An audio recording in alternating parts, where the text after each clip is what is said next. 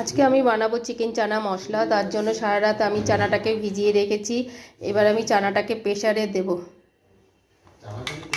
আর কড়াই গরম হয়ে গেছে, এবার কড়াইতে দিয়ে দেব তেল। গরম হয়ে গেছে, এবার আমি ফোড়নে দিয়ে দেবো জিরে, তেজপাতা আর শুকনো লঙ্কা।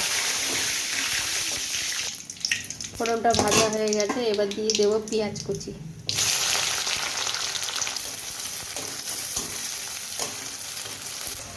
দিয়ে দেবো একটু লবণ, দিয়ে দেবো একটু হলুদ গুঁড়ো। এবার দিয়ে দেবো চিকেন।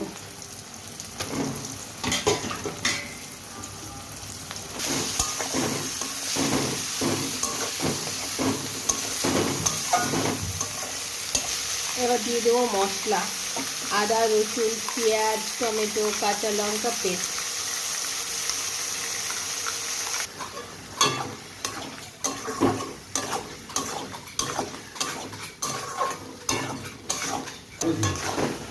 আমার চিকেনটা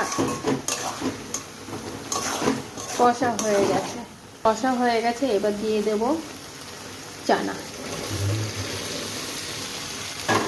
সিদ্ধ করা চানা।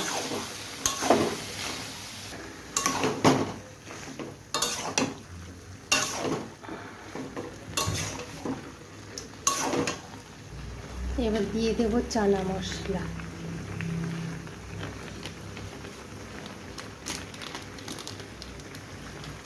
আচ্ছা, এবার দিয়ে দেব জল। আমার চানা মশলা রেডি।